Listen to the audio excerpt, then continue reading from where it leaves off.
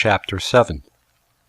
Knowledge as Faith in Guru and Surrender to Krishna. In the 4th chapter of Bhagavad Gita, Sri Krishna concludes that of all sacrifices, the best is the acquisition of knowledge. Shreyan drava mayad yagyaj jnana yagya parantapa sarvam karma kilam partha jnane parisham mapyate. O chastiser of the enemy, the sacrifice of knowledge is greater than the sacrifice of material possessions. O son of Pritha, after all, the sacrifice of work culminates in transcendental knowledge. Bhagavad Gita, 4th chapter, verse 33. Knowledge is the best sacrifice because this conditional life is due to ignorance.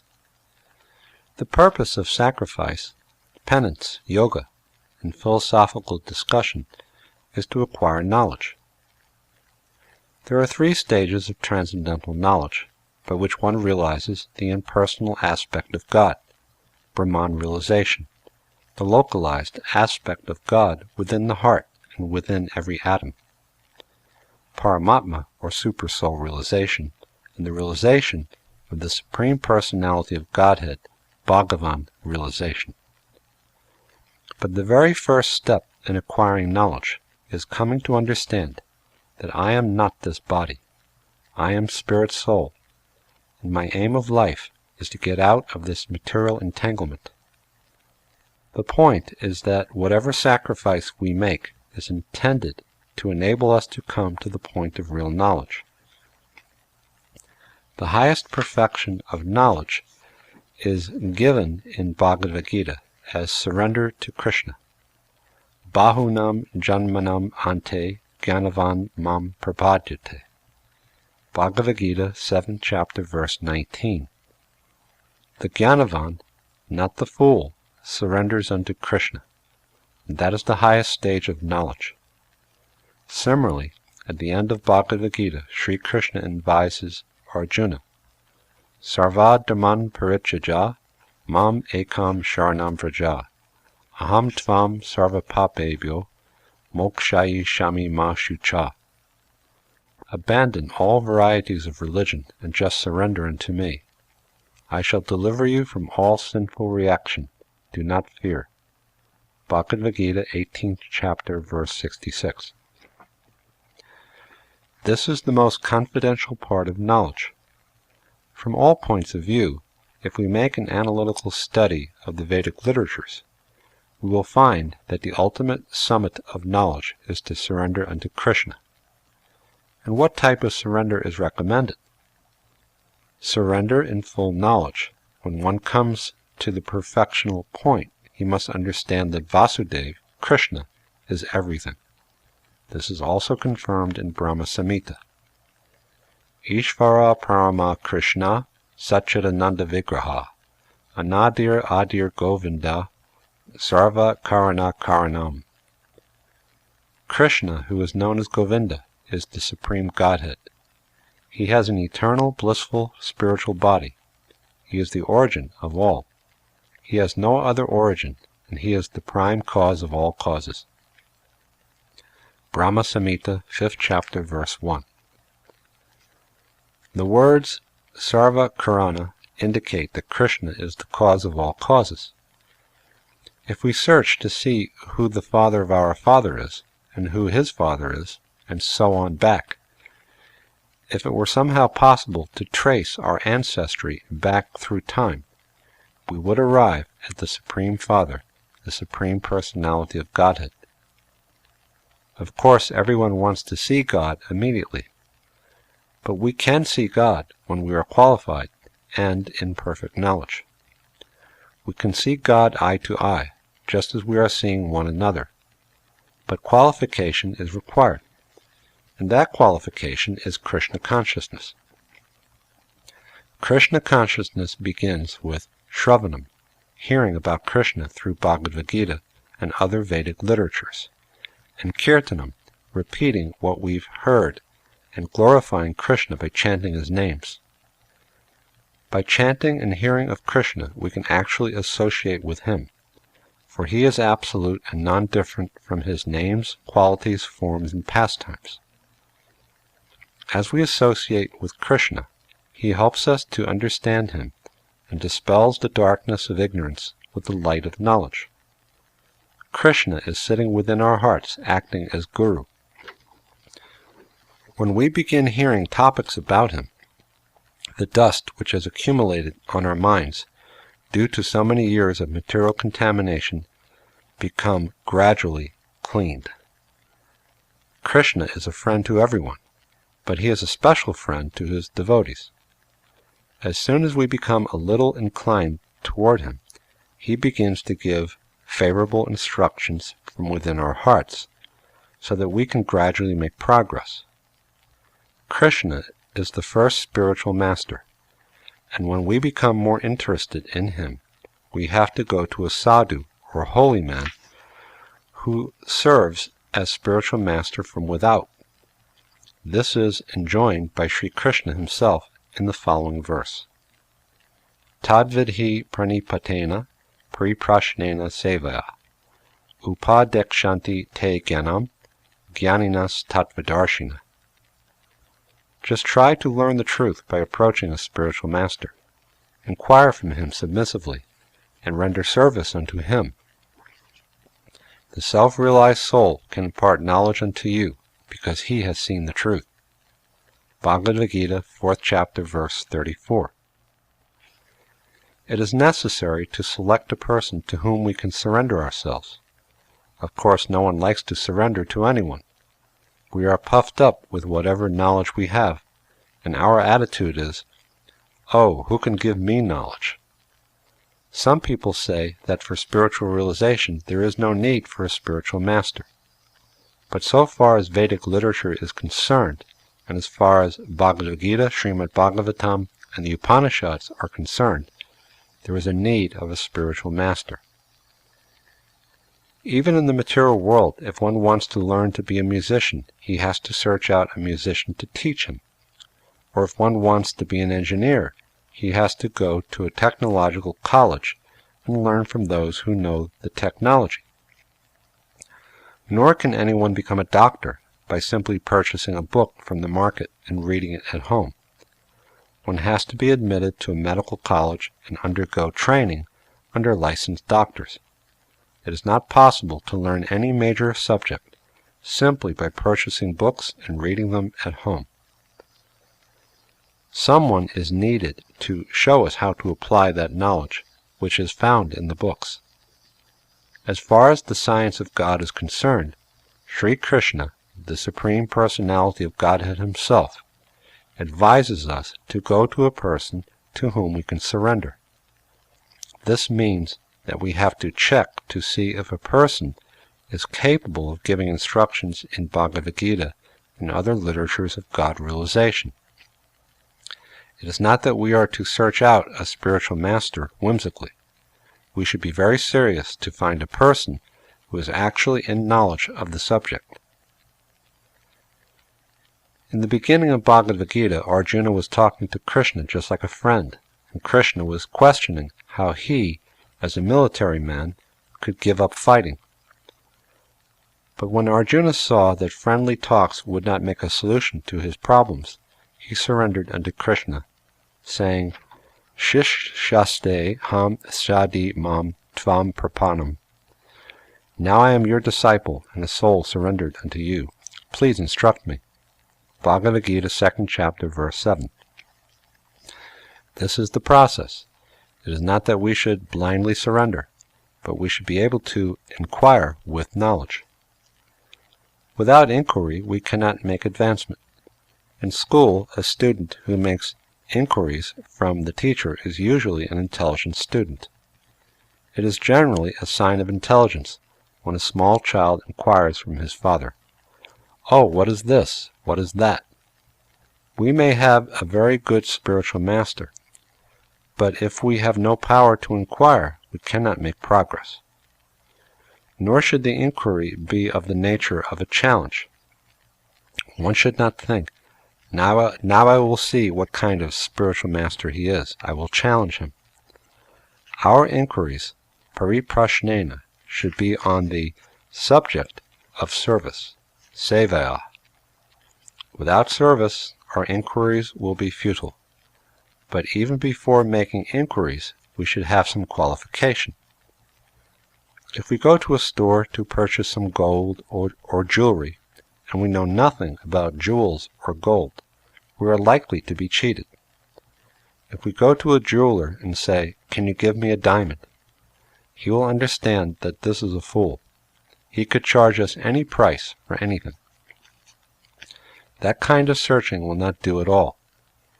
We first have to become a little intelligent, for it is not possible to make spiritual progress otherwise. The beginning injunction of the Vedanta Sutra is Atato Brahma Jigyasa. Now is the time to inquire about Brahman.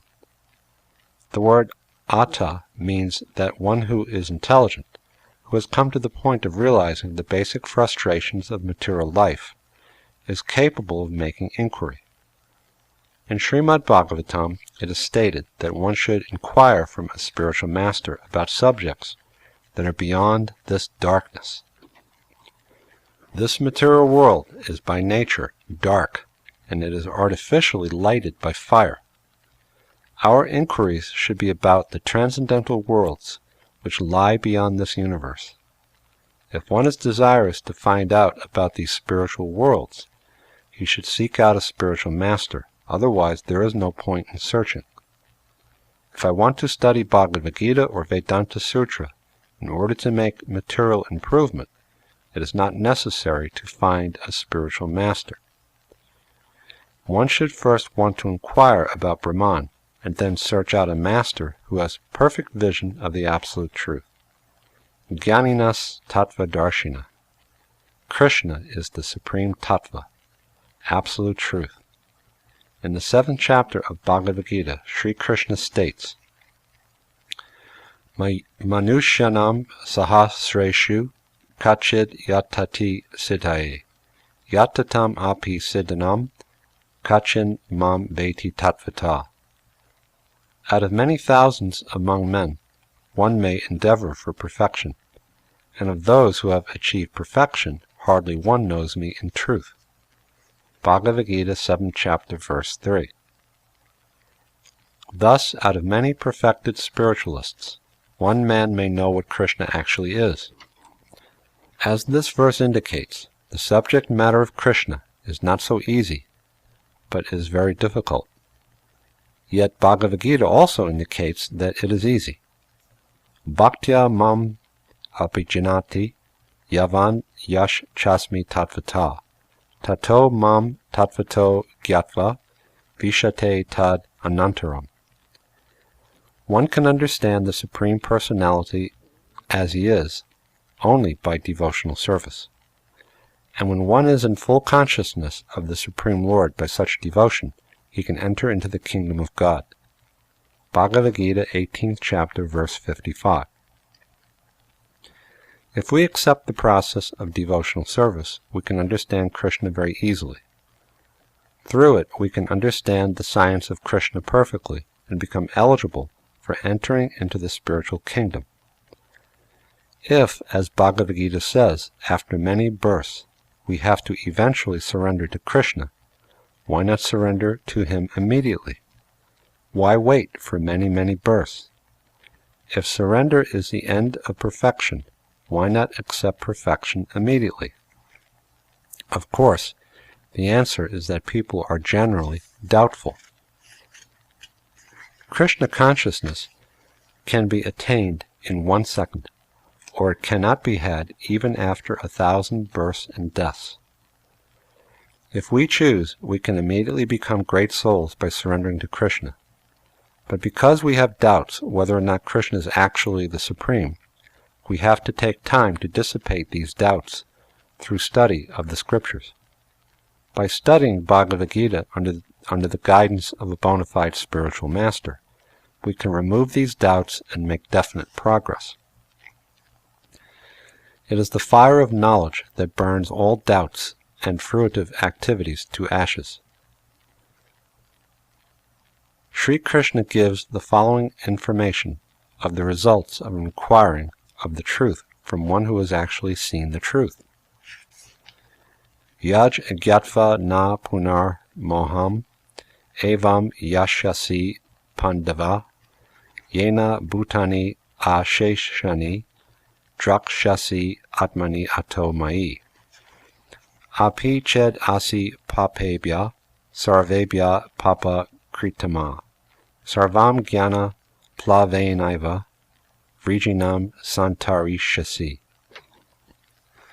ya tai damsi samidognir basmasat krute rjuna Gyanagni sarva karmani basmasat krute tata.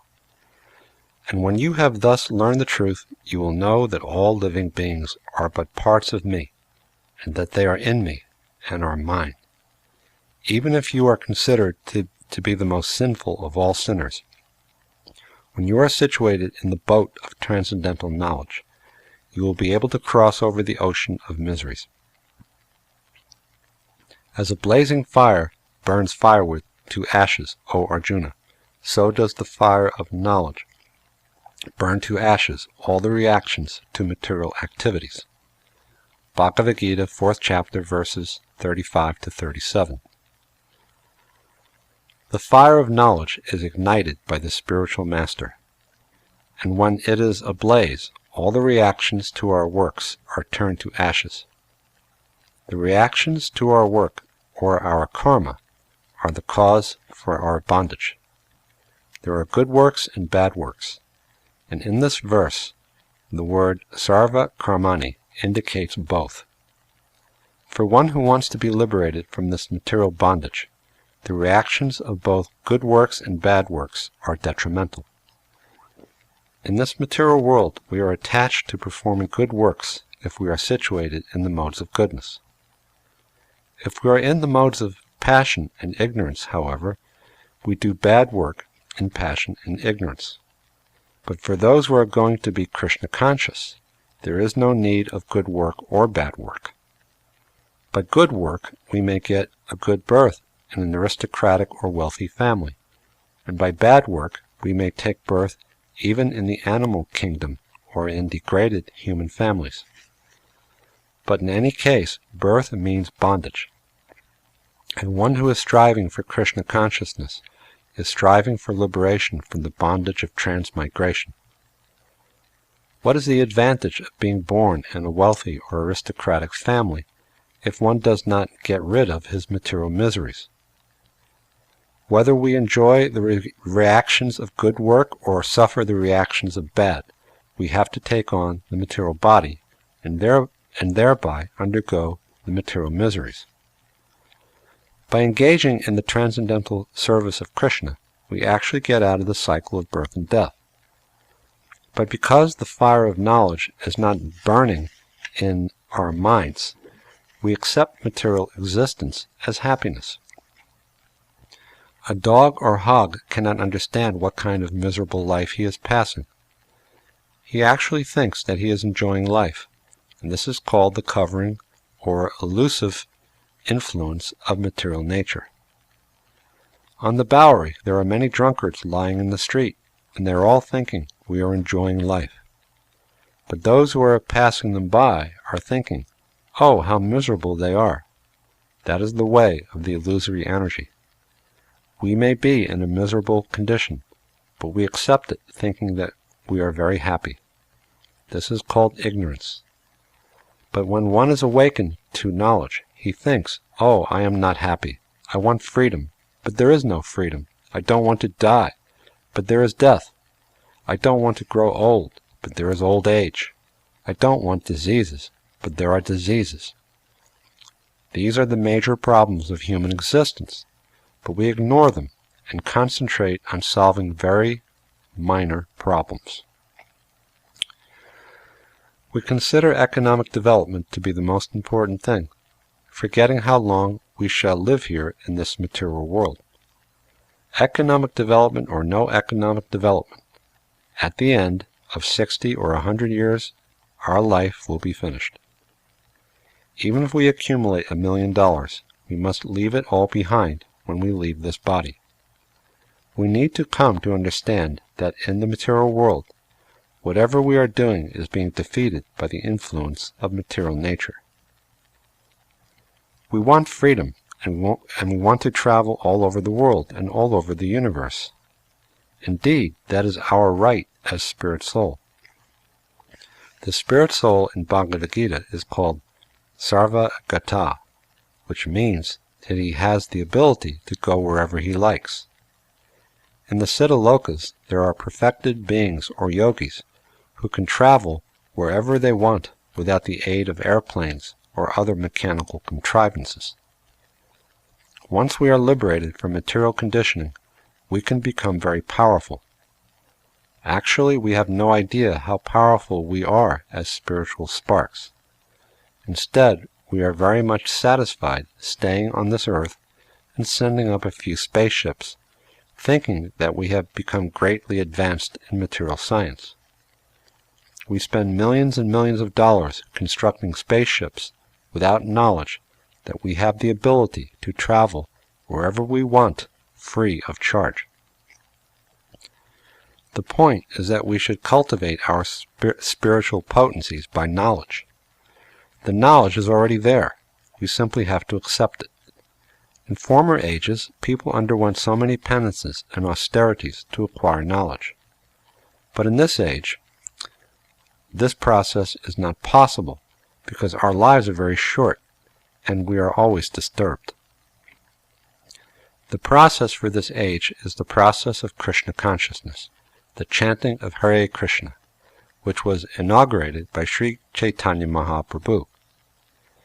If, by this process, we can kindle the fire of knowledge, all of the reactions of our activities will be reduced to ashes, and we will be purified. Nahi jnanena sadrisham pavitram iha vijate tat svayam yoga samsiddha kalenat mani vindati. In this world there is nothing so sublime and pure as transcendental knowledge. Such knowledge is mature fruit of all mysticism, and one who has achieved this enjoys the self within himself in due course of time. Bhagavad Gita, 4th chapter, verse 38. What is that sublime and pure knowledge? It is the knowledge that we are part and parcel of God, and that we are to dovetail our consciousness with the Supreme Consciousness. This is the purest knowledge in the material world. Here everything is contaminated by the modes of material nature, goodness, passion, and ignorance. Goodness is also a kind of contamination. In goodness one becomes aware of his position and transcendental subjects, etc. But his defect is in thinking, now I have understood everything. Now I am all right. He wants to stay here. In other words, the man in the mode of goodness becomes a first-class prisoner, and becoming happy in the prison house wants to stay there. And what to speak of those in the modes of passion and ignorance? The point is that we have to transcend even the quality of goodness. The transcendental position begins with the realization, Aham Brahmasmi, I am not this matter, but spirit. But even this position is unsettled. More is required. Brahma Bhuta Prasanatma Na Shochati Na Kankshati Sama Sarveshu Bhuteshu Mad Bhaktim Labhate Param. One who is thus transcendentally situated at once realizes the Supreme Brahman. He never laments or desires to have anything. He is equally disposed to every living entity. In that state he attains pure devotional service unto me. Bhagavad Gita, 18th chapter, verse 54. In the Brahma Bhuta stage, one no longer identifies with matter. The first symptom of one's having become established on the Brahma Bhuta platform is that one becomes jolly, prasanatma. On that platform there is neither lamentation nor hankering. But even if we rise to this stage and do not take to the loving service of Krishna, there is the possibility of falling down again into the material whirlpool. We may rise very high in the sky, but if we have no shelter there, if we do not land on some planet, we will again fall down. A simple understanding of the Brahma-bhuta stage will not help us unless we take to the shelter of Krishna's lotus feet. As soon as we engage ourselves in the service of Krishna, there is no longer any chance of falling down again into the material world. Our nature is such that we want some engagement. A child may commit mischief, but he cannot refrain from mischief unless he is given some engagement. When he is given some toys, his attention is diverted and his mischievous activities stop. We are like mischievous children, and therefore we must have spiritual engagement. Simply understanding that we are spirit soul will not help. Understanding that we are spirit, we have to sustain the spirit by spiritual engagement.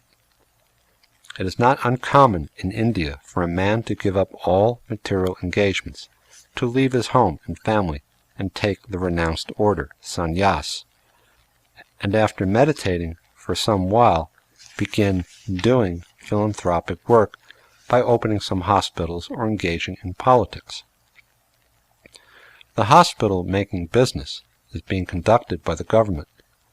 It is the duty of a sannyas to make hospitals whereby people can actually get rid of their material bodies, not patch them up.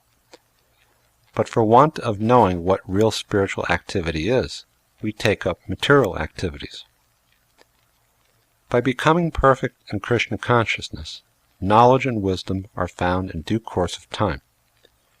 There may be some discouragement at first, but the word kalena, meaning in due course of time, indicates that if we simply persevere, we will be successful.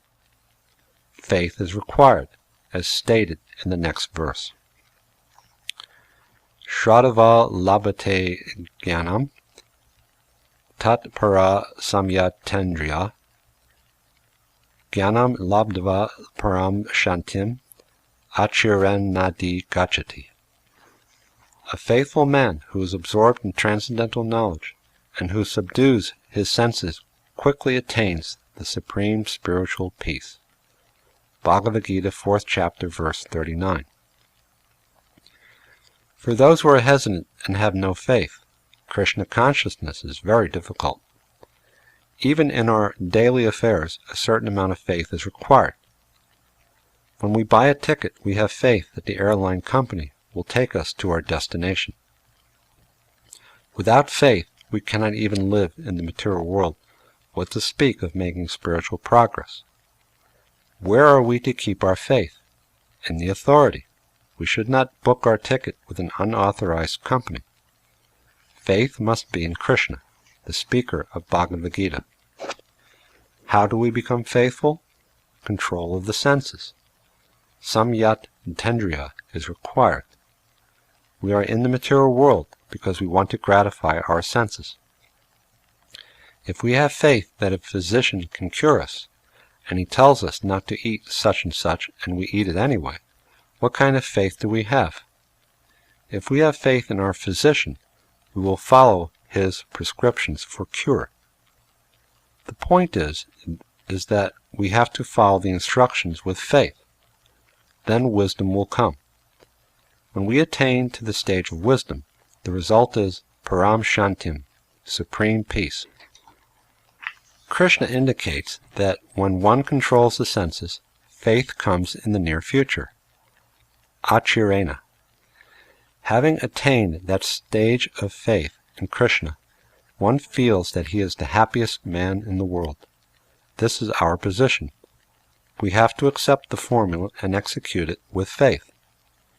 This faith must be in the supreme authority, not in a third-class man. We must search out a spiritual master in whom we can have faith. Krishna is the most authorized personality, but anyone who is Krishna conscious can be accepted because a person fully in Krishna consciousness is the bona fide representative of Krishna.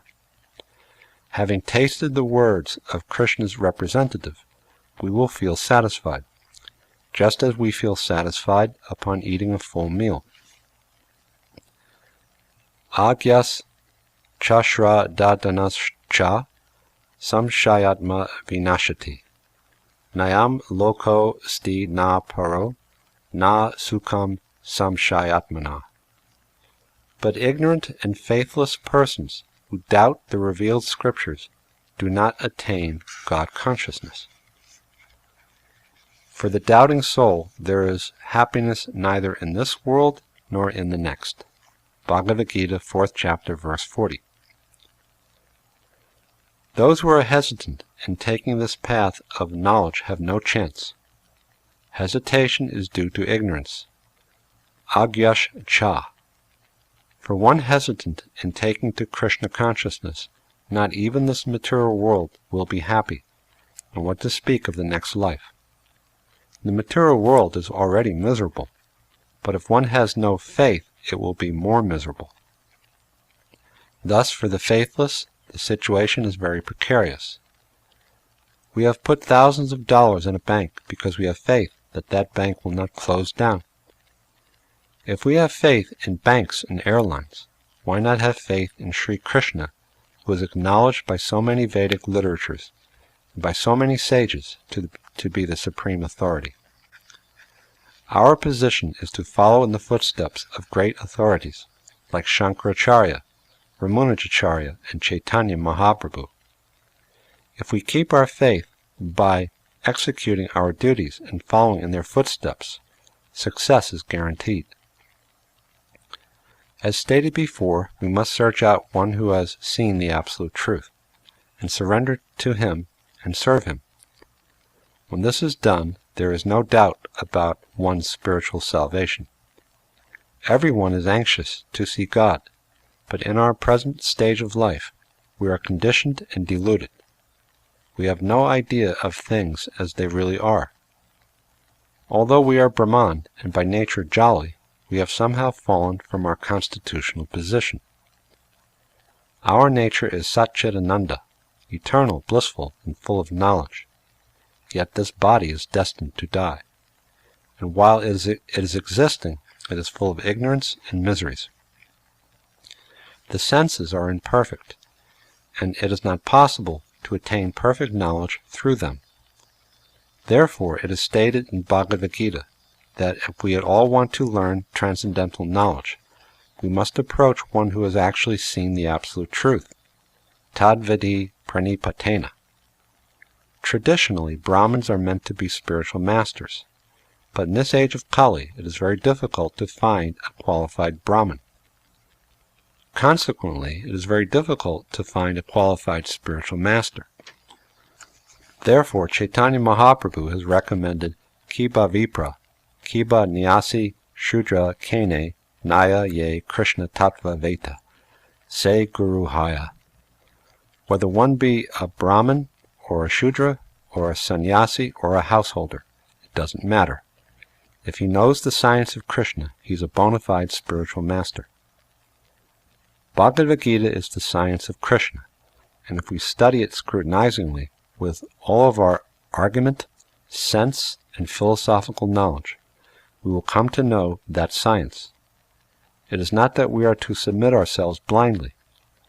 The spiritual master may be self-realized and situated in the absolute truth, yet we have to question him in order to understand all spiritual points. If one is able to factually answer the questions about the science of Krishna, he is the spiritual master, regardless of where he is born or what he is, whether he be a Brahmin or Shudra or American, Indian, or whatever. When we go to a doctor, we do not ask him whether he is a Hindu, Christian, or Brahmin. He has the qualification of a medical man, and we simply surrender, saying, "Doctor, treat me. I am suffering." Krishna is the ultimate goal of spiritual science. Of course, when we speak of Krishna, we refer to God. There are many names for God throughout the world and throughout the universe, but Krishna is the supreme name according to Vedic knowledge. Therefore, Lord Chaitanya Mahaprabhu recommended the chanting of Hare Krishna, Krishna Krishna, Hare Hare, Hare Rama, Ram Ram, Hare Hare, as the supreme means for realization in this age. Chaitanya Mahaprabhu did not make any distinctions as to caste or social position. Indeed, most of his foremost disciples were considered to be fallen in society. Chaitanya Mahaprabhu even appointed Haridas Thakur, a Mohammedan, as Namacharya, or preceptor of the holy names. Similarly, Rupa and Sanatana Goswamis, two of Lord Chaitanya's principal disciples, were formerly known as Sakara Malik and Dabir Khas, and they were employed by the Mohammedan government. In those days, the Hindus were so strict that if a Brahmin accepted service from a non-Hindu, he was immediately ostracized from Hindu society. Despite this, Rupa and Sanatana Goswamis were made principal authorities in the science of Krishna by Chaitanya Mahaprabhu. So there is no bar against anyone. Anyone can become a spiritual master provided he knows the science of Krishna. This is the only qualification, and this science in essence is contained in Bhagavad Gita. At the present moment, thousands of spiritual masters are needed to spread this great science throughout the world. We should understand that when Krishna is speaking to Arjuna in Bhagavad Gita, he is speaking not simply to Arjuna alone, but to the whole human race.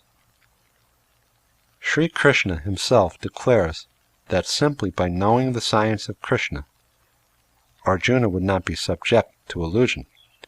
Yaj gyatva na punar moham. If we have a very good ship, we can easily cross the Atlantic Ocean. At present, we are in the midst of the ocean of ignorance, for this material world has been likened to a great ocean of nescience. Therefore, Lord Chaitanya Mahaprabhu prayed to Krishna in this way.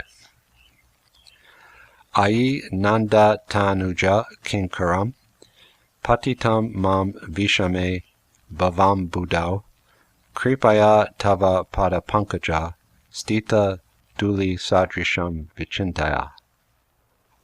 O son of Maharaj Nanda, I am your eternal servitor, and although I am so, somehow or other I have fallen into the ocean of birth and death.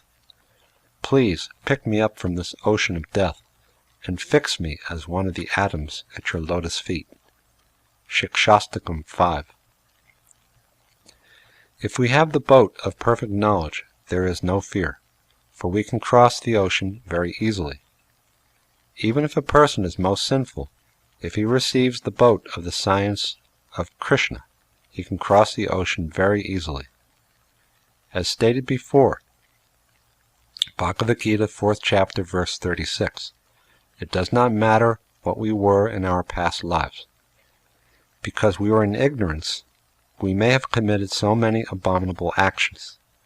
Indeed, no one can say that he is free from sinful activity. But according to Bhagavad Gita, this does not matter.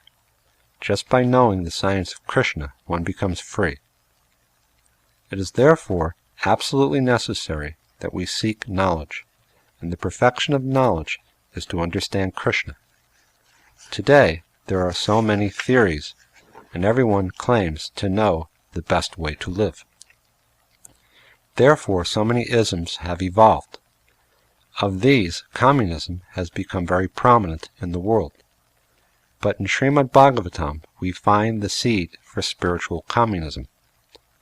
There, Narada Muni explains that in this material universe, whether one be in a lower, middle, or higher planetary system, or even in outer space, all natural resources are manifested by the Supreme Lord. We must understand that whatever exists in this world was not produced by any human being, but everything was created by God. No sane man can deny this. Sri Ishopanishad enjoins, Ishavasyam idam sarvam yat kincha jagatyam jagat. Tena tyaktena bunjita ma gritha kasyas vidanam. Everything animate or inanimate that is within the universe is controlled and owned by the Lord.